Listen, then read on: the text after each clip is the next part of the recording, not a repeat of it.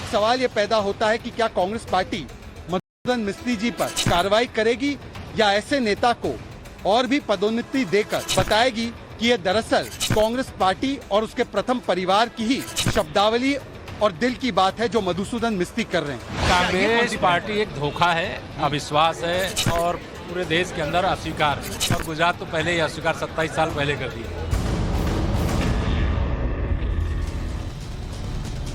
नमस्कार, राष्ट्रवाद में आपका स्वागत है। मैं हूं विद्यानाथ झा।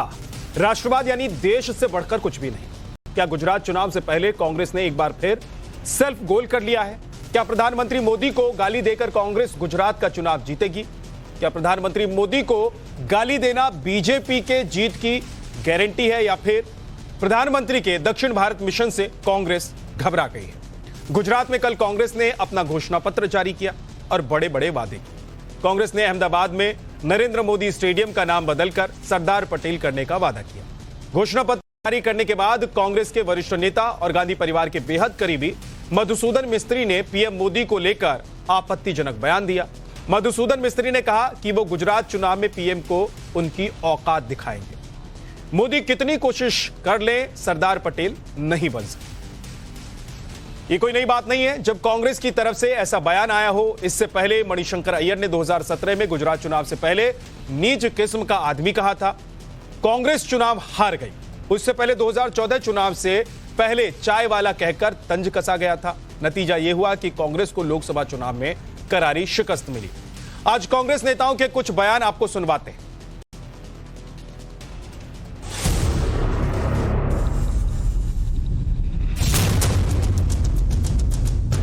यह है कि आज गुजरात की सरकार चलाने वाले झूठे बेईमानी, डर और मौत के सौदागर हैं।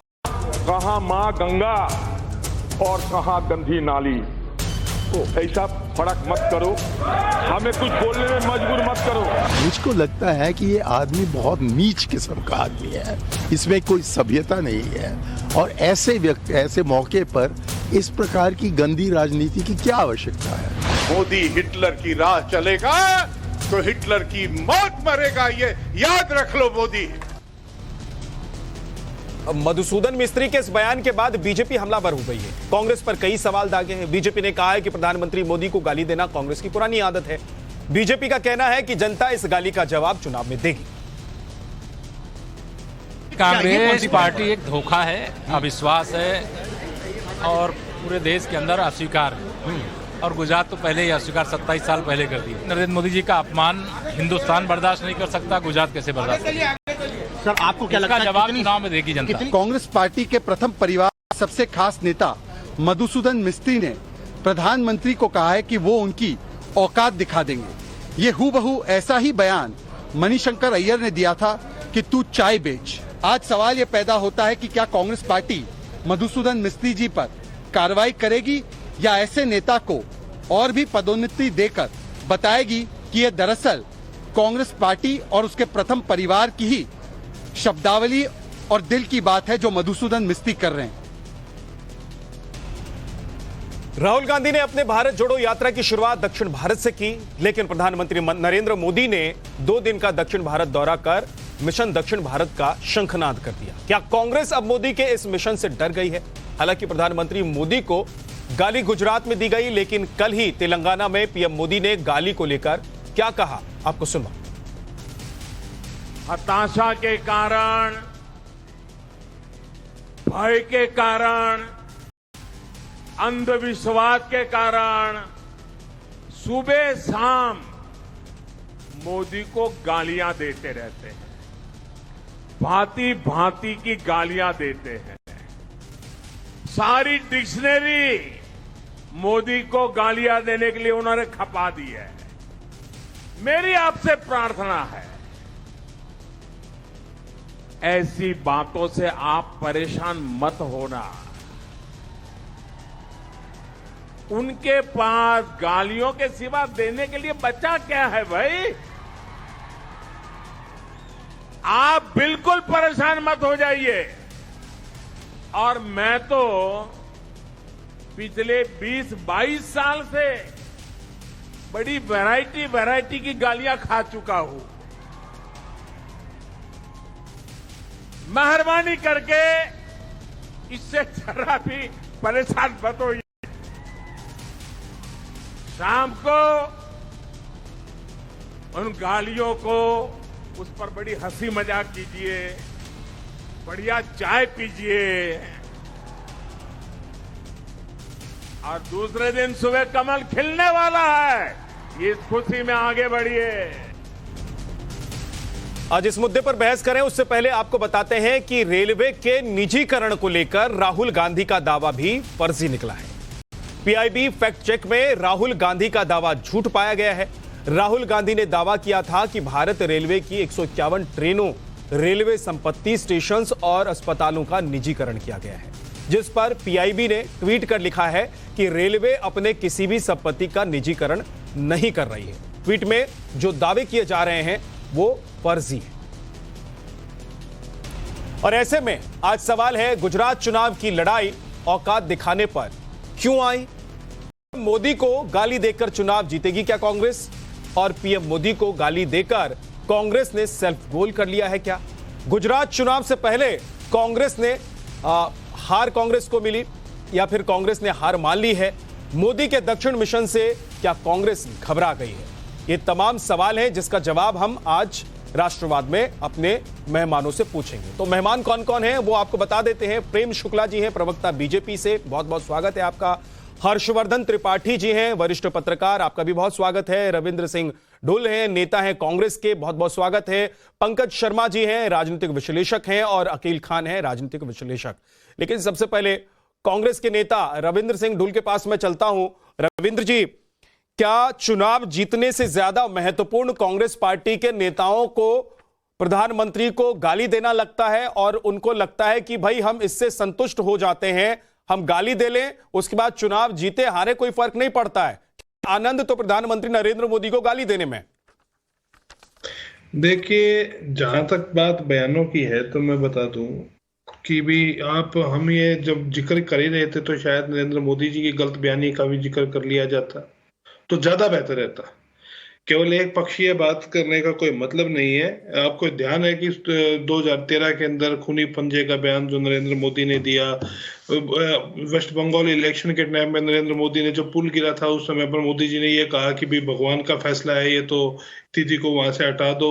तो इस तरह की चीजें नरेंद्र मोदी जी के मुंह से वहां पर आपके इसमें लोकसभा के अंदर जो है रविंद्र जी, मैंने आपको सवाल कुछ और पूछा, आप कहीं और चले गए। रविंद्र जी, मैंने पूछा कि क्या कांग्रेस के लिए प्रधानमंत्री को गाली देना, उनको नीच दिखाना, उनको औकात दिखाने की बात करना चुनाव जीतने से ज्यादा इंपॉर्टेंट है? क्योंकि मैं आपको एक एक करके 2014 से लेकर 2022 तक के चुनाव और उससे पहले कांग्रेस के नेताओं के बयान दूंगा जिसमें आप लोग प्रधानमंत्री को गाली देते हैं, नीच कहते हैं या उन पर निशाना साधते हैं, उनके खिलाफ अपशब्दों का इस्तेमाल करते हैं और चुनाव हार जाते हैं। इंटरेस्ट नहीं है, कांग्रेस पार्टी का कोई इंटरेस्ट नहीं है उनके बारे में गलत बोलने में। हमें हमारे मुद्दे, हमारे एजेंडा से मतलब तो मधुसूदन मिस्त्री से कांग्रेस पार्टी का कोई लेना देना नहीं है? तो मैं नरेंद्र मोदी जी गलत बयानों का जिक्र जरूर करूंगा। रविंद्र जी, मैं पूछ रहा हूं, मधुसूदन मिस्त्री से आप लोगों का कोई लेना देना नहीं है? मैंने ये कहा है कि कांग्रेस को नरेंद्र मोदी जी को गाली देने का कोई शौक नहीं है, तो फिर क्यों बोलने का कोई मतलब 2017 में इतना बढ़िया खेल रहे थे आप लोग, ऐसा लग रहा था कि कांग्रेस गुजरात में इस बार सरकार बना लेगी, लेकिन उससे पहले आपके नेता गलत बयानी करते हैं, अपशब्द कहते हैं प्रधानमंत्री नरेंद्र मोदी का, और आप नीचे रह जाते हैं काउंटिंग में। नीचे बिल्कुल भी नहीं, नरेंद्र मोदी जी से नीचे नहीं जा सकते, आप चिंता मत करिए, पहली बात। और दूसरी बात जो है आपको मैं बता रहा हूं, यदि आप गलत बयानी की राजनीति के अंदर जो है शुचिता बरकरार रखने की बात करेंगे तो ये बात दोनों तरफ की आएगी, एक तरफ की बिल्कुल नहीं सुनूंगा। आप ये, हम भाजपा के प्रवक्ता ये बताएं कि भाई उसके अंदर जो आपका रेनकोट वाला बयान था प्रधानमंत्री के खिलाफ, पूर्व प्रधानमंत्री के खिलाफ क्यों दिया आपने? आप ममता बनर्जी जी के खिलाफ उस समय पर इस प्रकार के बयान आपने क्यों दिए? खूनी पंजे का बयान जो है जब छत्तीसगढ़ में 2013 चुनाव के दौरान पे मोदी जी ने कहा था वो क्या ही दिया? बहुत ऐसे बयान हैं नरेंद्र मोदी जी के मुंह से जो सार्वजनिक तौर पे ठीक नहीं लगते।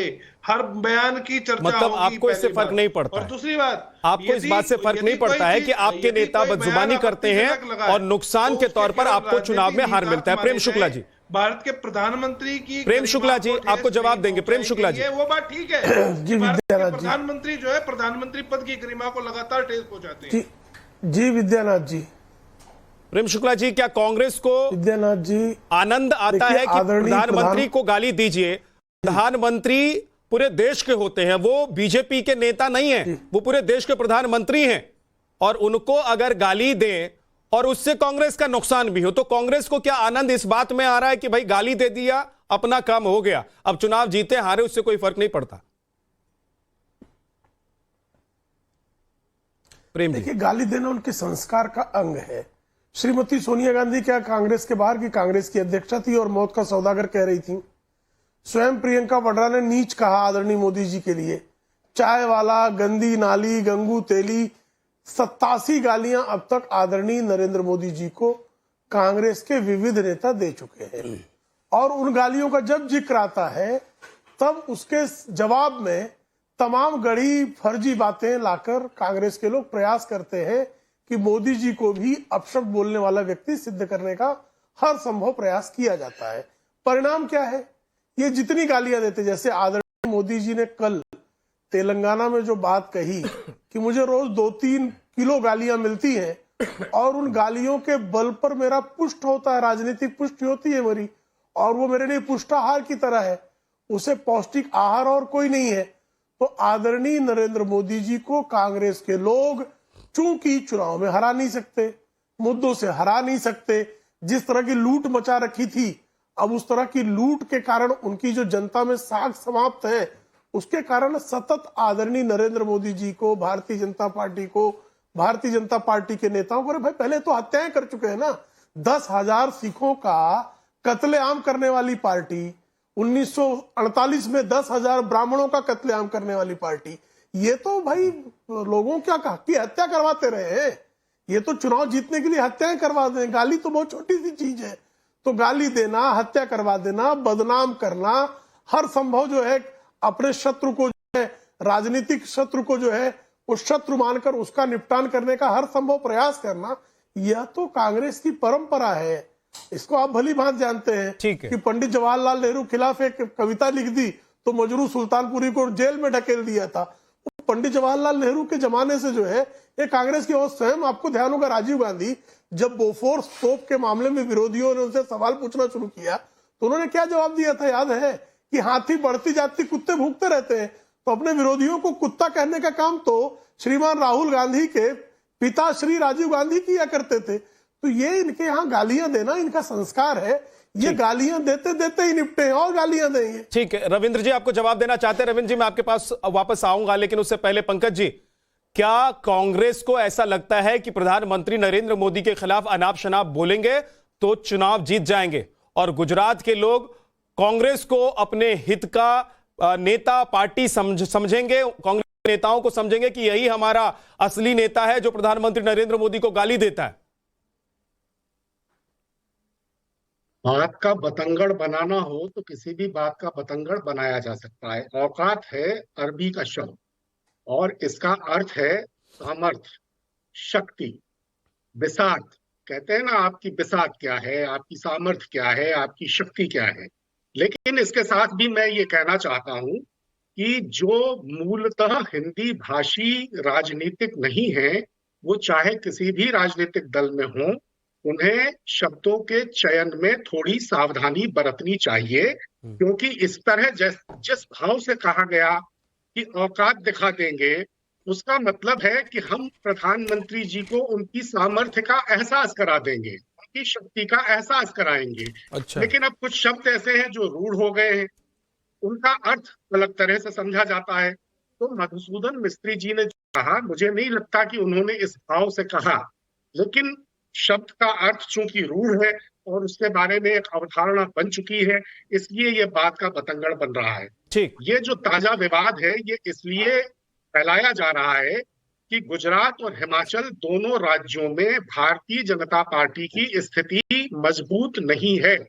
हिमाचल में तो बिल्कुल मजबूत नहीं है, पंकज जी, गुजरात में भी जितनी मजबूत समझी जा रही है तो आपको लग रहा है, पंकज जी आपको लग रहा है प्रधानमंत्री जी ने खुद अपनी जनसभा में कहा कि औकात दिखाने वाली बात कहकर, अब शब्दों का इस्तेमाल कह करके क्या कांग्रेस की स्थिति मजबूत हो जाएगी? आपको ऐसा लग रहा है? नहीं, पहली चीज तो ये है कि क्या औकात अपशब्द है? क्या औकात अपशब्द है? तो फिर आप क्यों कंपेयर कर रहे हैं? तो फिर आप क्यों कह रहे हैं कि भाई ये बवाल इसलिए मचाया जा रहा है क्योंकि हिमाचल प्रदेश में और गुजरात में बीजेपी की स्थिति अच्छी नहीं है? जब औकात का मतलब कोई है ही नहीं, उस शब्द से कोई पढ़ ही नहीं रहा है, तो फिर हिमाचल में या फिर गुजरात में बीजेपी को फायदा हो नुकसान हो, इससे क्या फर्क पड़ता है? स्थिति खराब हो अच्छी हो, क्या फर्क पड़ रहा है? आप दो तरह की बातें कर रहे हैं पंकज जी। भारतीय जनता पार्टी और उनके मित्र सहयोगी जो जहां जहां भी बैठे हैं, इसीलिए तो इस शब्द का बात का बतंगड़ बना रहे हैं और एक ये माहौल पैदा करना चाहते हैं कि प्रधानमंत्री जी को गालियां दी जा रही हैं, प्रधानमंत्री जी को गालियां दी जा रही हैं। ठीक है, पहले तो ये तय हो जाए। ठीक है हर्षवर्धन त्रिपाठी जी, औकात दिखाने की बात अगर प्रधानमंत्री के लिए कोई कहता है तो ये बड़ी अच्छी बात है, वो उन पर फूल बरसा रहा है।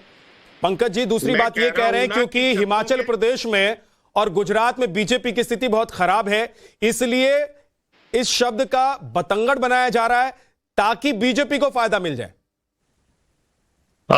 विद्यानाथ जी बड़ा हास्यास्पद है और मैं तो यही कहूंगा कि जिनको लगता है कि ये अपमानजनक नहीं है, उनको दो चार लोग औकात दिखाएं तो औकात में आ जाएं। जो इस पर राजनीतिक इस अमर्यादित टिप्पणी पर एकेडमिक डिबेट छेड़ने की कोशिश करते हैं, ऐसे लोगों को थोड़ा दो चार बार औकात दिखाई जाए तो औकात में आए। हिंदी भाषी लोगों को मैं ये कह रहा हूं कि प्रधानमंत्री नरेंद्र मोदी जिस तरह आप इसको पेश करने वाले लोग वैसा मामला नहीं है। ये बहुत ही गंदी और घिनौनी मानसिकता के हैं और उससे भी ज्यादा घृणित मानसिकता उनकी जो इस बात को न्यायोचित ठहराने का प्रयास करते हैं। कोई न्यायोचित नहीं ठहरा रहा है, इसको कांग्रेस के प्रवक्ता कोई नहीं ठहरा रहा है। मैंने शुरू में ही कहा कि शब्दों के चयन में राजनीतिकों को सावधानी बरतनी चाहिए, उनका बयान है। लेकिन अगर उसके बाद भी कोई इस घृणित बयान को न्यायोचित, ये आप तोड़ मरोड़ कर रहे हैं, आप ज्यादा कोई न्यायोचित नहीं ठहरा रहा है। मन से अपने विचार से कितना छिछलापन हो गया है।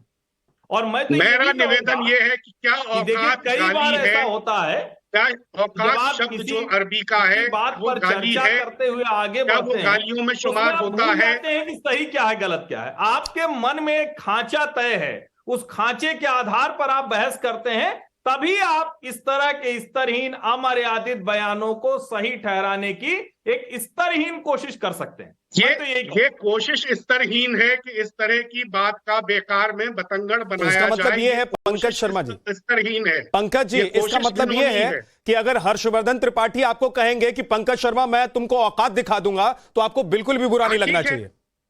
नहीं, बिल्कुल नहीं लगेगा। ठीक है, क्योंकि औकात शब्द गाली नहीं है। अकील खान साहब देखिए, $1 million क्वेश्चन इज दिस कि मोदी जी के अगेंस्ट में इतनी गालियां क्यों इतने सालों से? हमारे देश की अगर हिस्ट्री आप देखें और जो हमारा देश का जो गणतंत्र है उसके अंदर जितने भी प्राइम मिनिस्टर हुए हैं आज तक किसी भी प्राइम मिनिस्टर को इस तरह की गालियां नहीं दी गई हैं और ये कई सालों से दी जा रही है। ये क्यों है? ये प्रधानमंत्री को नहीं सोचने की जरूरत है कि ये क्यों हो रहा है? और प्रधानमंत्री जी, आपको अपना प्रिएम्बल पता है? प्रिएम्बल ऑफ आवर कॉन्स्टिट्यूशन, उसका बहुत इंपॉर्टेंट पार्ट है कि सिक्युलर, लेकिन आप जो है राजनीति को किस तरह से बर्बाद कर चुके हैं हमारे देश की राजनीति को कि वो सिक्युलर का अर्थ ही आपने बदल दिया है। आप जाके तफरीह करने जाने के लिए आप पहाड़ों पे पहुंच जाते हैं और आपको जो अच्छा लगता है वही आपको आपके हिसाब से सही है, जो है नहीं सही। एक सेकंड अकील खान, एक सेकंड रुकिए। गुजरात के एक सेकंड रुकिए। अगर दिवाली पर प्रधानमंत्री नरेंद्र मोदी जवानों के बीच जाते हैं तो तफरीह करने जाते हैं? जवानों के बीच में जाएं, कोई दिक्कत नहीं है, लेकिन पहाड़ों पे देश को सेक्युलर कंट्री है कि नहीं है? ये आप शो कर रहे हैं कि मैं जो एक बहुत बड़ा हिंदू, और वो भी आपको अगर जाना एक हिंदू है, ठीक है, तो आप अपने पर्सनल मनी से जाइए, अपने पर्सनल प्राइवेट मनी से जाइएगा आप सब जगह। कौन मना करता है आपको? Nobody will. लेकिन आप एक राष्ट्र की संपत्ति, आप एक प्रधानमंत्री है, 130 करोड़ लोगों के प्रधानमंत्री। पहले एक सेकंड पड़ेगा हमें। अकील खान, एक मिनट तय तो कर लीजिए। पहले आपने दो बातें कर दी। आपने कहा कि भाई आप जाकर पहाड़ पर तफरी करते हैं, फिर आप कह रहे हैं कि ठीक है आपको जाना है तो जाइए। मैंने सवाल आपसे पूछा कि क्या दिवाली पर अगर प्रधानमंत्री, देश के प्रधानमंत्री, सिर्फ मेरे प्रधानमंत्री नहीं, आपके प्रधानमंत्री नहीं, वो देश के प्रधानमंत्री हैं, हमारे जवानों के बीच जाते हैं, उनका हौसला बढ़ाते हैं, उनके साथ दिवाली मनाते हैं, तो वो तफरी करते हैं क्या? पुलवामा के शहीदों का आज तक पता चला किसने उसको किल किया? आप ये इलेक्शन के पुलवामा पे आ गए, इलेक्शन के लिए मरवाया गया उन्हें। आज तक क्या आपके पास कोई प्रूफ है क्या? आपके पास, आप हमारे जवानों का अपमान कर रहे हैं। अकील साहब नहीं, एक सेकंड, आपके पास कोई प्रूफ है? आपके पास कोई प्रूफ है क्या? मुझे नहीं, आप या तो नहीं, अकील खान साहब एक सेकंड रुकिए, अकील खान साहब एक सेकंड सर, प्लीज आप किसी के लिए कुछ भी बोलिए। अकील खान साहब, आप किसी भी व्यक्ति के लिए कुछ बोलिए। अकील खान, 60 लाख प्रेम शुक्ला जी,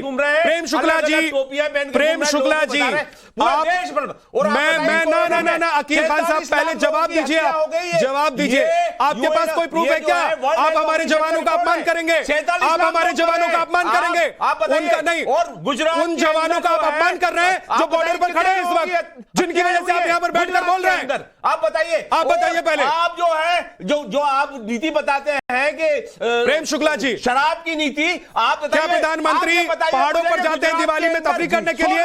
इनको शांत कराएं तो मतलब मर्डर ही कहूंगा मैं उसको, और आप कुछ नहीं बोलते। ये हमारे देश के प्रधानमंत्री, प्रेम शुक्ला जी, आपने एज ए प्रधानमंत्री देश को दिया, जरा ये बताइए। इनको जरा शांत कराएं, लगातार चीख रहे हैं। पूरा हमारे देश के दम चारों तरफ फैली 108 नंबर तो पहुंच गए हमारी। मतलब आप शब्द कहेंगे प्रधानमंत्री के लिए? आप ये कह रहे हैं कि फिर कल दिल्ली के मुख्यमंत्री के लिए, कल दिल्ली के मुख्यमंत्री के लिए दूसरी पार्टी का कोई नेता आप शब्द कहता है तो बुरा नहीं लगना चाहिए ना अकील खान आपको? उन्हें एक अपनी अकील खान, अगर दिल्ली के मुख्यमंत्री अरविंद केजरीवाल को कल कोई पार्टी का नेता गाली देता है तो बुरा नहीं लगना चाहिए? अपनी रिस्पेक्ट मेंटेन करे, कोई गाली ना दे उनको, ये उनकी जिम्मेदारी बनती है। जवाब दीजिए प्रेम शुक्ला जी।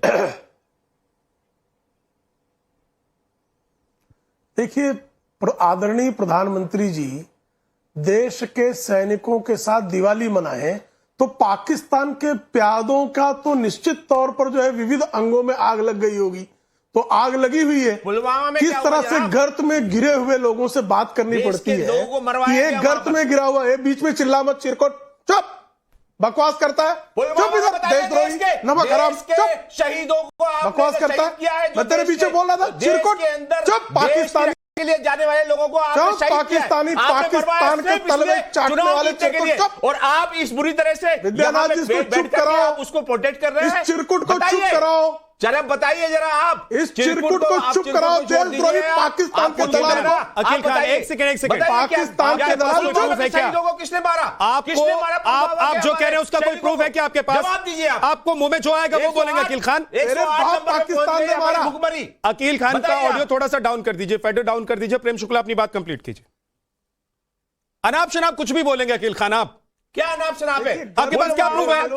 आपके पास क्या प्रूफ है? हमारे सैनिकों का अपमान क्यों कर रहे हैं आप? हमारे सैनिकों का अपमान क्यों कर रहे हैं आप? इनको शांत कराइए, कहां से इनको पकड़ के लाए, किस भटियार खाने से? प्रेम शुक्ला जी,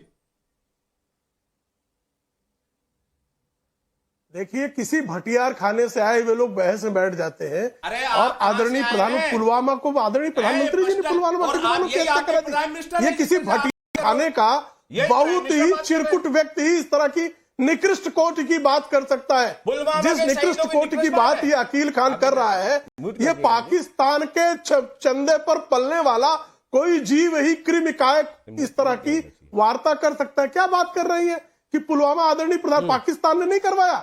एनआईए की चार्जशीट पढ़ी है तूने देखा एनआईए का केस? वो कुछ भी आकर टेलीविजन में मौका दिया तो बकवास करने लगा। रिपोर्ट कहां है?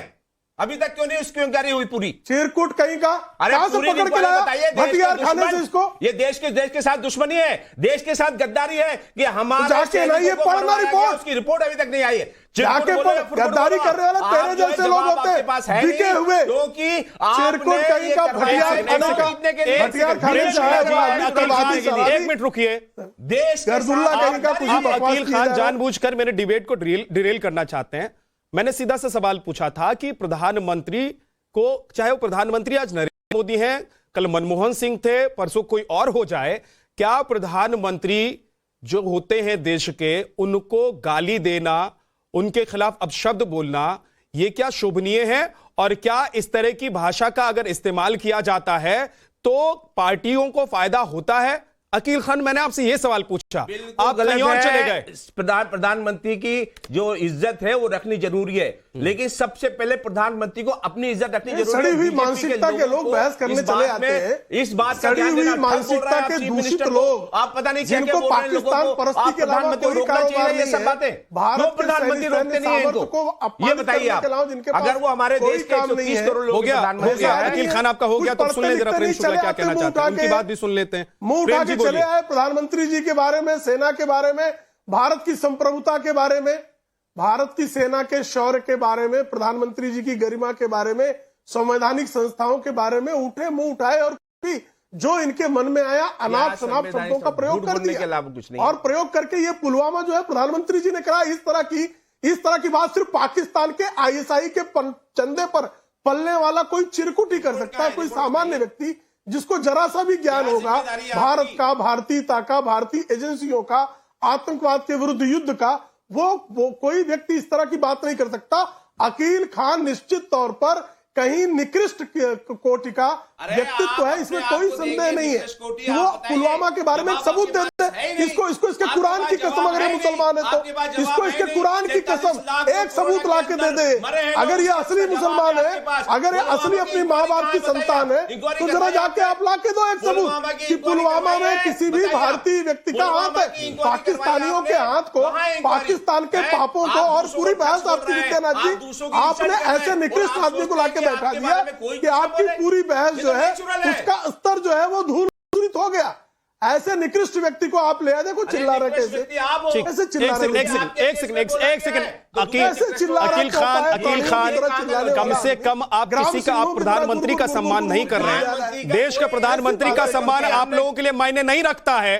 उस प्रधानमंत्री का जो दुनिया में अपनी डंका बजवा रहे हैं, जिसकी वजह से हिंदुस्तान का सर ऊंचा हो रहा है, अगर उस प्रधानमंत्री का आप सम्मान नहीं कर सकते, नरेंद्र मोदी जी का आप सम्मान नहीं कर सकते, सर जिनकी वजह से यहां स्टूडियो में बैठकर आप खुलकर बोल रहे हैं, ऐसे जवानों का सम्मान तो आप कर सकते हैं। एक सेकंड रुकिए अकील खान, एक सेकंड रुकिए अकील खान।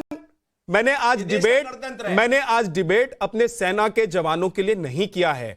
मैंने आज डिबेट में आपको इसलिए बुलाया है कि भाई क्या प्रधानमंत्री को गाली देने से किसी पार्टी को फायदा हो जाता है? और इतिहास गवाह, सुनिए ना, एक सेकंड रुकिए, इतिहास गवाह है 2014 से 2022 तक जब भी किसी पार्टी ने प्रधानमंत्री को नीच दिखाने की कोशिश की है तो उसको नुकसान हुआ है। हर्षवर्धन त्रिपाठी जी, अगर पार्टियों को नुकसान हो रहा है प्रधानमंत्री के खिलाफ बोलने से, तब भी पार्टी के नेता बोलने से बाज क्यों नहीं आते हैं? क्यों उनको लगता है कि प्रधानमंत्री नरेंद्र मोदी को बुरा भला बोलेंगे तो काम बन जाएगा?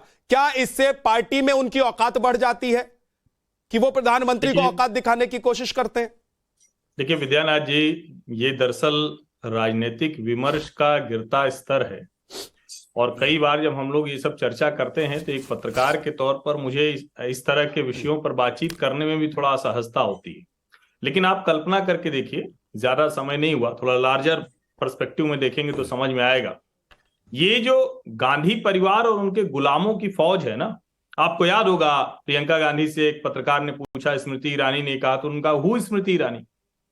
वो दरअसल आज भी उनको ये बात ठीक नहीं लगती कोई और इस देश में सत्ता में हो सकता है। ये लोकतंत्र है, लोकतंत्र किसी नेता को बड़ा बनाता है। और ये उस गुजरात में वो कह रहे हैं जहां, जिस गुजरात में सरदार वल्लभ भाई पटेल की प्रतिष्ठा बढ़ाने के लिए प्रधानमंत्री नरेंद्र मोदी और पहले मुख्यमंत्री नरेंद्र मोदी, और देश में भी कांग्रेस तो तब पटेल जी का सम्मान करने लगी जब भारतीय जनता पार्टी उनका सम्मान करने लगी। जब भारतीय जनता पार्टी ने स्टैच्यू ऑफ यूनिटी बनाया तो क्या कहने लगे?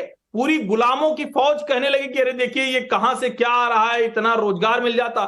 फिर जब आंकड़े आए कि अरे केवड़िया तो इसकी वजह से समृद्ध हो सकता है, इतने लोगों को रोजगार मिल गया, इतने टूरिस्ट आते हैं, वहां की इकोनॉमी बदल गई। मुझे लगता है कि देखिए इस तरह की जो टिप्पणियां आती हैं वो खींचे हुए हताश निराश लोग हैं जिनको सत्ता की हिस्सेदारी नहीं मिल रही है, सत्ता की मलाई से बाहर वो रह नहीं पाते थे, इसलिए वो इस तरह के बयान दे रहे हैं। आपको रविंद्र जी जवाब देना चाहते हैं, रविंद्र जी बोलिए। दूसरे के खिलाफ ठीक है करते हैं, हर्षवर्धन त्रिपाठी जी, ठीक है, बात करना ये सचमुच विमर्श को नीचे गिराता है। ठीक, रविंद्र जी देखिए, सार्वजनिक शुचिता, सार्वजनिक जीवन के अंदर सही बोलना, अच्छे शब्दों का इस्तेमाल सभी की ड्यूटी होती है, चाहे कभी कोई नेता हो चाहे कोई पत्रकार हो। तो यहाँ पर भी हमें दिक्कत हो रही है कि सार्वजनिक शुचिता हम यहाँ पर डिबेट में भी नहीं बना के रख रहे हैं, इसे बनाना चाहिए। अब आ जाती है दूसरी बात, चलो क्योंकि भारत के गुजरात के मुख्यमंत्री जी की बात आई गई है, तो उनका 2007 का एक बयान मैं कोट कर रहा हूं। उन्होंने 2007 के चुनाव प्रचार, गुजरात चुनाव प्रचार के दौरान जो है अपने जो 2002 वाले जो सांप्रदायिक दंगे थे, जो उस दंगे के बारे में कहा था, पीड़ितों के राहत शिविरों के बारे में उन्होंने ये कहा था कि उन शिविरों को उन्होंने ऑफिशियल कोर्ट किया था कि बच्चे पैदा, मैं एक सवाल पूछ रहा हूं सर, रुकिए सर, मैं एक सवाल पूछ रहा हूं आपसे, बच्चे पैदा करने के कारखाने, क्या आप लोग और ये जानबूझकर महिलाएं बच्चे पैदा करने की मशीन है, ये कोशिश में जुटे रहते हैं। क्या आप लोगों ने कांग्रेस को कमजोर करने की जिम्मेदारी ले ली है? क्या राहुल गांधी, प्रियंका गांधी के सामने अपना नंबर बढ़ाने के लिए कांग्रेस को बर्बाद करने की जिम्मेदारी आप लोगों ने ले ली है? मैं पूछ रहा हूं आपसे कि प्रधानमंत्री ने क्या कहा, कब कहा, कैसे कहा, जनता सुन रही थी, नुकसान किसको हो रहा है? जब कांग्रेस के नेता बोले हैं तब नुकसान किसका हुआ बताइए? नरेंद्र मोदी जी का हुआ, प्रेम शुक्ला जी का हुआ, बीजेपी का हुआ? के बारे में भारत के बारे में भारत के प्रधानमंत्री का बयान 2013 का कोट कर रहा हूं, 2015 का कोट कर रहा हूं, सियोल का ऑफिशियल बयान, सियोल के अंदर भारत के 2014 से पहले आपके नेता ने जो बयान दिया उसको क्यों नहीं कोट कर रहे हैं? उस पर क्यों नहीं ध्यान दे रहे हैं? सर रविंद्र जी, मैं तो कह रहा हूं आप बीजेपी ने क्या कहा, बीजेपी ने क्या सुना, उस पर जा रहे हैं। मैं कह रहा हूं आपके नेता ने क्या कहा, आपको उससे कितना नुकसान हुआ बताइए मुझे। अगर 2017 से पहले नीच शब्द का इस्तेमाल प्रधानमंत्री के लिए नहीं किया गया होता तो संभवतः आप लोग जीत जाते, संभवतः जीत जाते ना। आपको पता है कि गुजरात में प्रधानमंत्री को लेकर इमोशनली लोग कितने अटैच हैं, उसके बावजूद आप लोग इस तरह के शब्दों का इस्तेमाल करते हैं। तो मैं ये पूछना चाहता हूं, हर्षवर्धन जी आपको जवाब देना चाहते हैं, रविंद्र जी एक सेकंड, हर्षवर्धन जी आपको जवाब देना चाहते हैं, लेकिन मैं ये पूछना चाहता हूं कि प्रधानमंत्री को गाली देकर आप लोगों को आनंद आता है, चाहे चुनाव में जीत मिले चाहे हार मिले? समर्थन नहीं करते, पहली बात। लेकिन इसका मतलब यह नहीं है कि भारत के प्रधानमंत्री जो है अभद्र शब्दों की जो है आपके नेता जो है चुनाव से पहले बोल देते हैं, बाद में आप लोग कहीं समर्थन करते ही नहीं करते। ये कह रहा हूं मैं आपको। नुकसान किसका हो रहा है? नुकसान किसका हो रहा है? हर्षवर्धन जी जवाब देना चाहते हैं। इस देश की संस्कृति का हो रहा है। विद्यानाथ जी, भारत के प्रधानमंत्री भी इस देश का नुकसान कर रहे हैं, और कोई व्यक्ति यदि भारत के प्रधानमंत्री के खिलाफ गलत शब्दों का इस्तेमाल कर रहा है तो वहां भी नुकसान हो रहा है। एक तरीका ये कि हम सब पुरानी फहरिस्त लेकर बैठे और जितने बयान जिस नेता ने दिए हैं उसकी चर्चा करें। दूसरी बात यह कि जिसके लिए आज टाइम्स नाउ नवभारत ने हमें बहस में उस पर बात करें, और यहाँ बहुत साफ दिख रहा है कि जब हम पुराने बयानों की बात करते हैं, और मैं बार बार कह रहा हूं कि ये कोई पहली बार नहीं हुआ, फिर कोई भारतीय जनता पार्टी की तरफ से कहा जाएगा कि मौत का सौदागर सोनिया गांधी कैसे बयान देती थी, किस तरह से मणिशंकर अय्यर किस पाठशाला में पढ़े हुए थे कि बाकायदा AICC के सम्मेलन में वो बोल देते हैं कि वो चाय के लिए आ जाएगा तो ठीक है, कोई नीच बोल देता है। और आप देखिए इस डिबेट में मुझे बड़ा अजीब लगा, निश्चित तौर पर जो भारतीय जनता पार्टी के प्रवक्ता हैं प्रेम शुक्ला, उनके शब्द बहुत तीखे और बहुत चुभने वाले थे, इस तरह की बहस में नहीं होने चाहिए। लेकिन आप कल्पना कीजिए कि बहस हो रही है, डिबेट क्या हो रही है, और अकील खान कुछ भी यूं ही बोल देते हैं कि पुलवामा का हमला किसने कराया? भारतीय जनता पार्टी ने करा दिया। मुझे लगता है कि ये जब इन्वेस्टिगेशन की रिपोर्ट कहां है सर? जब रिपोर्ट ही नहीं आई, जब रिपोर्ट ही नहीं आई अकील खान, जब रिपोर्ट ही नहीं है तो आप किस बिना पर मर्यादा रखनी? बीजेपी वालों पर पर्सनल अटैक करने के अलावा कुछ नहीं है, और आपके पास मनगढ़ंत बातें बोलने के अलावा कुछ नहीं है ना? आपके पास मनगढ़ंत बातें करने के अलावा कुछ है? अकील खान तो बोलिए नहीं तो एक मिनट शांत रहिए, एक मिनट शांत रहिए। अकील खान मनगढ़ंत बातों के अलावा अगर आप कुछ कर सकते हैं खराब हो जाते। मुझे लगता है कि भारतीय नेताओं को टीवी चैनल पर बैठने वाले लोगों को इस बात का ख्याल रखना चाहिए। इनको शर्म नहीं आती फिर इस तरह की बातें करते हुए? और फिर देखते हैं देश के बारे में बात कर रहे हैं आप, देश को आप लेके चलने की बात कर रहे हैं, 130 करोड़ लोगों को लेके चलने की बात कर रहे हैं। आपको चिरकुट कह दिया। एक सेकंड अकील खान सुनिए, उन्होंने आपको चिरकुट कह दिया। मुझे लगता है पैनल में बैठे हुए, सुनिए मेरी बात सुनिए, मेरी बात सुनिए अब मेरी बात सुनिए अकील खान, मेरी बात सुनिए अब अकील खान, अब मेरी बात सुनेंगे आप? सुनेंगे या नहीं सुनेंगे? आपको सुनना होगा पहले अकील खान, नहीं सुनना पड़ेगा। अभी आपको बीजेपी के प्रवक्ता ने चिरकुट कह दिया तो आपने सर उठा, आपने आसमान को सर पर उठा लिया। मेरी बात सुनिए पहले, अभी आपको बीजेपी के नेता ने चिरकुट कह दिया, आपने आसमान को सर पे उठा लिया, लेकिन आपके प्रधानमंत्री के लिए अगर कोई नेता कुछ कहता है तो आपको बुरा नहीं लगता है? यही दोहरा रवैया है आपका, ये आपका दोहरा, ये आपका डबल स्टैंडर्ड है ना, ये आपका डबल स्टैंडर्ड है ना। आपको कोई मुझे भाई मैं कह रहा हूं इस पैनल में बैठा हुआ कोई भी व्यक्ति, अकील खान साहब मेरी बात सुनिए, पैनल में बैठा हुआ कोई भी व्यक्ति प्रेम शुक्ला जी के शब्दों का सपोर्ट नहीं कर रहा है, लेकिन मेरा सवाल सिर्फ इतना है कि प्रेम शुक्ला अगर आपको चिरकुट कह देते हैं तो आपको इतना बुरा लग जाता है कि आसमान को सर पर उठा ले रहे हैं। लेकिन वही तो मैं कह रहा हूं, देश के प्रधानमंत्री को कोई कुछ कह देता तो बुरा क्यों नहीं लगता आपको? देश के प्रधानमंत्री को पूरा कोई कहता तो क्यों बुरा नहीं लगता? प्रेम शुक्ला जी, प्रेम शुक्ला जी इस तरह की बदतमीजी नहीं कर सकता। एक सेकंड सर, इनका काम आपको बुरा लग गया कि उन्होंने आपके साथ अपशब्द कह दिया या आपको चिरकुट कह दिया, लेकिन अरे सर मेरी बात सुनिए ना, मैं खुद कह रहा हूं प्रेम शुक्ला को शब्द का इस्तेमाल नहीं करना चाहिए। मैं खुद कह रहा हूं चीज के बारे में अकील खान, आपको भी सोचना पड़ेगा कि आप क्या बोलते हैं, आपको भी सोचना पड़ेगा कि आप क्या बोलते हैं। जो मुंह में आएगा नहीं बोलेंगे, मनगढ़ंत कहानी लेकर आएंगे और यहाँ पर बैठ के पढ़कर सुना देंगे, वो नहीं चलेगा, नहीं चलेगा अकील खान साहब, नहीं चलेगा। अकील खान मैं कह रहा हूं कोई सपोर्ट नहीं कर रहा है कि उन्होंने जो कहा है, प्रेम शुक्ला ने जो कहा है उसको कोई सपोर्ट नहीं कर रहा उन शब्दों का, लेकिन मेरा सवाल यही है कि प्रधानमंत्री को अगर कोई अपशब्द कहता है, नीच कहता है, औकात दिखाने की बात करता है तो आप लोगों को बुरा क्यों नहीं लगता? किसको बुरा लगता? प्रेम शुक्ला जी जवाब देना चाहते हैं। प्रेम शुक्ला जी बोलिए जल्दी से, जल्दी से बोलिए प्रेम शुक्ला, एक सेकंड रुकिए, प्रेम शुक्ला बोलिए। इनको शांत कराएं तो मैं उत्तर दूं। विद्यानाथ जी, अगर औकात गाली नहीं है तो चिरकुट भी निकृष्ट के लिए शब्द है, ये भी गाली नहीं है। अच्छा, पंकज जी तो अभी समर्थन करेंगे मेरा कि आपने बड़ा अच्छा शब्द बोला। आप मुझे अभी पंकज जी समर्थन करने वाले हैं। औकात, तेरी औकात क्या, या मैं औकात दिखा दूंगा, कहीं से अपशब्द नहीं है, अभी यही लोग कह रहे थे। तो चिरकुट कैसे गाली मुझे बताइए। एक समझिए आप, जॉर्ज अब इनको जरा शांत कराइए। विद्यानाथ जी मैं इनके बीच में नहीं बोल रहा था, विद्यानाथ जी इनको शांत कराइए, विद्यानाथ जी इनको शांत कराइए, अकील खान विद्यानाथ जी इनको शांत कराइए, नहीं तो बहस का कोई मतलब नहीं है। सपोर्ट नहीं कर रहा है प्रेम शुक्ला ने, अगर गलत शब्द का इस्तेमाल किया, मैं खुद नहीं कर रहा हूं उसका सपोर्ट, मैं कह रहा हूं, लेकिन प्रेम शुक्ला कह रहे हैं कि जिस शब्द का इस्तेमाल उन्होंने आपके खिलाफ किया है या आपके लिए किया है, उसी तरह के शब्द का इस्तेमाल प्रधानमंत्री नरेंद्र मोदी के लिए हो रहा है। तो फिर पैनल में बैठे हुए 3 लोग कैसे कह रहे हैं उस शब्द पर आपको ध्यान नहीं देना चाहिए, उस शब्द पर बवाल नहीं होना चाहिए। प्रधानमंत्री को गालियां देना आज का, और अकील खान को आप चिरकुट नहीं कह सकते, ये देश का नया संविधान है। विद्यानाथ जी जरा सुनिएगा मुझे, जरा इनको शांत कीजिए तो एक ढंग की बहस हो। देखिए, जॉर्ज बर्नार्ड शॉ ने बहुत वर्ष पहले लिखा, मैं किसी के लिए किसी जानवर शब्द का प्रयोग नहीं कर रहा हूं, जॉर्ज बर्नार्ड शॉ ने लिखा, अगर शूकर कीचड़ में से उतर आप युद्ध करेंगे तो शूकर को आनंद प्राप्त होगा और आपके कपड़े गंदे होंगे। इस बहस में यही हुआ। जिस तरह की बातें कर रहे हैं, पुलवामा पर क्या सबूत दे सकते मुझे बताइए। और आदरणीय प्रधानमंत्री दिवाली में अगर सैनिकों के साथ जाते हैं तो उसमें किसी को क्या आपत्ति हो सकती है। और कृपा करके मुझे बताइए ना, अगर केदारनाथ जी के दर्शन करने आदरणीय प्रधानमंत्री जा रहे हैं तो अकील खान जी को इतना आग बबूला होने की क्या आवश्यकता है? आग बबूला होने का कोई औचित्य, कोई कारण, कोई तर्क कोई है? सबसे बड़ा क्यों आग बबूला हो रहे हैं? अगर आप राष्ट्रपति भवन में इफ्तार पार्टी बना सकते, अकील खान प्रधानमंत्री जी हर साल इफ्तार पार्टियां देते थे और सरकार के मेरी बात सुनिए, आप अपने आप को कहिए ना कि आप सबसे बड़े मुसलमान हैं। कौन रोक रहा है आपको? जिस केदारनाथ की सारी संपत्ति सरकार ने दी है। जब टोपी लगा के लोग पहुंचते थे सुबह सुबह खाना खाने के लिए और खिलाने के लिए, तब आप लोगों को समझ में नहीं आता था, तब आप लोगों को समझ में नहीं आता था।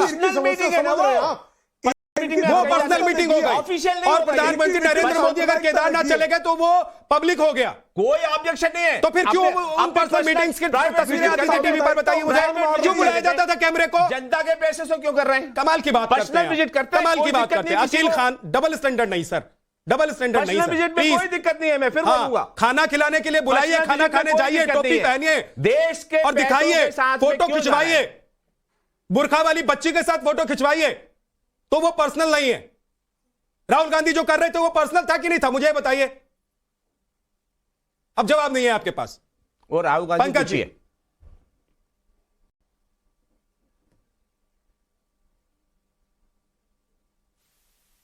पंकज शर्मा जी बताएं।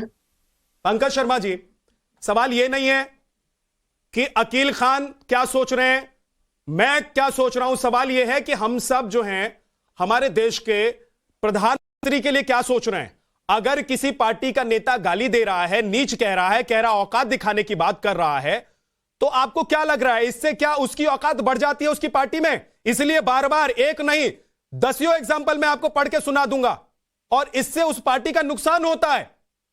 लेकिन क्या उस नेता का फायदा होता है उसकी पार्टी के भीतर ही इसलिए इस तरह के बयान होते हैं? और क्या राहुल गांधी, सोनिया गांधी या फिर प्रियंका गांधी ऐसे नेताओं को खुली छूट देते हैं कि जो मन में आए, चाहे राष्ट्रपति हो चाहे प्रधानमंत्री हो, जो मन में आए तुम बोलो, कोई फर्क नहीं पड़ने वाला है? अब आप अपने आप पता नहीं किन किन निष्कर्षों पर पहुंच रहे हैं, मैं तो उन पर कुछ कह नहीं सकता। मेरा उन पर कोई टिप्पणी करना ठीक भी नहीं है। ये आप की समझ और आपके विवेक और आपकी बुद्धि का प्रश्न है। रह गई बात प्रधानमंत्री जी के सम्मान की, प्रधानमंत्री जी का सम्मान सभी को करना चाहिए और हम सब लोग करते हैं, और उनकी शान में कोई गुस्ताखी नहीं होनी चाहिए, इसमें कोई दो मत थोड़े हैं। अब ये जो मूल विषय आपकी आज की बहस का है वो ये है कि औकात शब्द का इस्तेमाल कर लिया। मैं आपको एक बड़ा मशहूर शेर है, आपने सुना होगा उर्दू का, वो सुनाता हूँ। मिला हूं खाक में ऊंची मगर औकात रखी है, तुम्हारी बात थी आखिर तुम्हारी बात रखी है। तो इस शब्द का इस्तेमाल गाली के रूप में नहीं होता है, ये मेरा निवेदन है। तो मेरी गुजारिश ये है कि शब्दों का चयन करते वक्त राजनीतिक सावधानी बरतें, लेकिन शब्दों को लेकर बेकार के बतंगड़ खड़े करने की कोशिश भी नहीं होनी चाहिए। पंकज जी, यहीं पर मेरा एक सवाल है, एक सेकंड मेरे पंकज जी, मैं माफ कीजिए, मैं आपको बीच में रोक रहा हूं। यहीं पर मेरा एक सवाल है कि अगर किसी भी पार्टी के नेता को पता है, उस पार्टी को पता है कि वो कोई भी इस तरह की बात करेगा और उसका बवाल होगा और उससे उसका नुकसान फायदा होगा, तो फिर नेता ऐसा बोलते क्यों है? मैं तो कह रहा हूं ना, अब जैसे मणिशंकर अय्यर जी ने जो कहा, अब उनकी हिंदी इतनी अच्छी नहीं है कि वो समझ सकें कि इस शब्द का लोग क्या अर्थ निकालेंगे। लेकिन ये हिंदी अच्छी नहीं होने का रोना कब तक और कौन कौन रोएगा? हिंदी भाषी नहीं है। हिंदुस्तान में कोई कहे, उन्होंने जिस तरह कहा उनको नहीं कहना चाहिए था। मंच पर खड़ा होकर या मीडिया के सामने खड़ा होकर कुछ बोल रहा हूं और मेरी हिंदी अच्छी नहीं है, और उस शब्द का मायने इतना खराब हो कि भाई उससे पता चल जाता है कि आपकी इंटेंशन क्या है, पंकज जी, उसको कैसे भूलेंगे आप?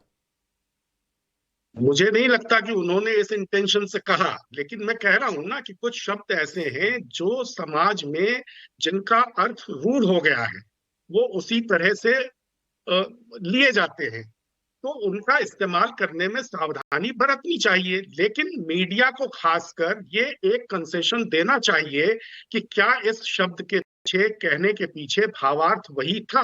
अब एक शब्द को लेकर उसका इतना बड़ा मैं आपसे खड़ा करने की कोशिश करें, जैसे कि प्रधानमंत्री जी को गाली दे दी है, उसके बाद मैं हर्षवर्धन जी के पास जाऊंगा।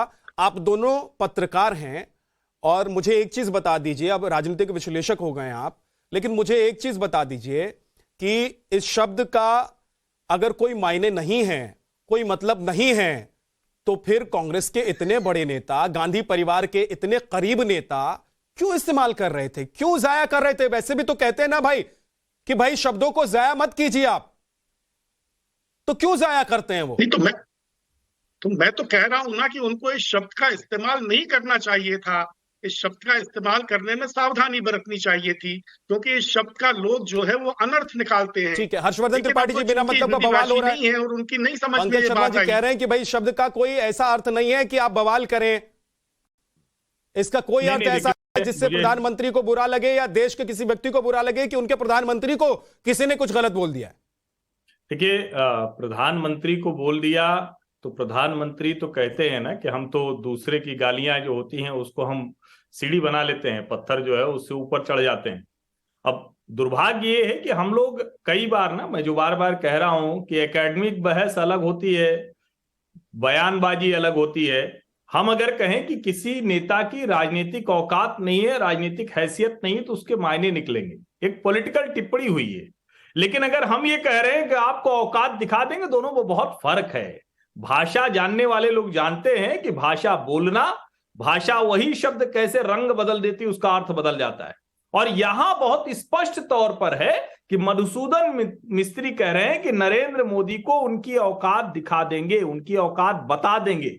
वो कभी नहीं मानते थे। मैं आपको बता रहा हूं कि मुख्यमंत्री बनने से लेकर करीब 14 साल मुख्यमंत्री रह गए, 8 साल प्रधानमंत्री रह गए, लोकतांत्रिक तरीके से लगातार प्रचंड मैंडेट के साथ। लेकिन एक कुंठित वर्ग है, एक खींचा हुआ, सत्ता से दूर होने वाला वर्ग है जो कुछ भी बोलता है। और ये कोई बहुत ऐसा नहीं है कि कोई नई बात है, हमने क्या क्या सुना है। अब मौत का सौदागर भी किसी को नहीं पता है, जहर की खेती अब भी एक बात बताइए, में निकाल देगा, कहेगा भाई जहर की खेती हो रही है, इसका भी कुछ अर्थ निकाल दिया जाएगा। मुझे लगता है जब हम बहस में इस तरह से चीजों को बचाने की कोशिश करते हैं ना, तो हम क्या बोल रहे हैं वो तो हम जानते ही हैं, लेकिन दर्शक जो देखता है, जो सुनता है, उसको अच्छे से किसी के भी जो कहते हैं ना कि उसके मूल चरित्र के बारे में पता चल जाता है। ये सबसे महत्वपूर्ण बात। ठीक है, प्रेम शुक्ला जी बिना मतलब का बवाल खड़ा कर रहे हैं।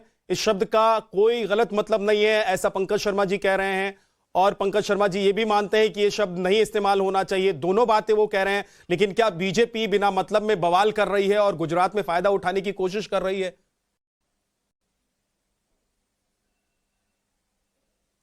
देखिए, मौत का सौदागर भी पंकज जी के हिसाब से कोई गलत शब्द नहीं, कोई गाली नहीं है। जहर की खेती भी कोई गलत शब्द नहीं है, गंगू तेली भी कोई गलत शब्द नहीं है। गंगू किसी का नाम हो सकता है, तेली किसी की जात हो सकती है। लेकिन जनता जानती है कि किस इरादे से कहा गया है।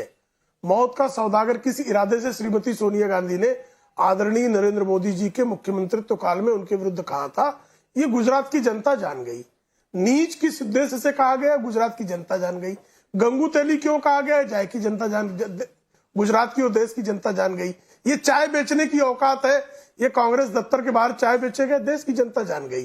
तो उसी तरह से गुजरात की और देश की जनता श्रीमान मधुसूदन मिस्त्री ने जिस तरह के शब्दों से, अब पंकज जी कह सकते हैं अलंकृत किया है, अगर ये गाली नहीं तो अलंकार भी कहा जा सकता है, तो जो अलंकृत किया, और प्रधानमंत्री जी स्वयं कहते हैं कि मेरे लिए गालियां पौष्टिक है, तो जो 2-3 किलो गालियां प्रतिदिन जो है पंकज जी, आप तो कांग्रेस के प्रथम परिवार के बहुत निकट है, कुछ लोग रोज उनके लिए इस तरह के शब्दों का वक्त नहीं है, इसलिए आपको रोक रहा हूं। योग्य होगा। लेकिन अब देखना यह होगा कि 2017 से पहले कांग्रेस ने जिस तरीके से सेल्फ गोल किया था, अपने एक नेता के जरिए जो बयान कांग्रेस की तरफ से आया था, और उसके बाद कांग्रेस का वो सेल्फ गोल हो गया था। 2017 में कांग्रेस अच्छे खासे माहौल में ऐसा लग रहा था कि कांग्रेस आगे निकल जाएगी, लेकिन पीछे रह गई थी। 2022 में भी क्या कांग्रेस ने सेल्फ गोल कर लिया है? बहुत बहुत शुक्रिया हमारे साथ जुड़ने के लिए आप सभी का।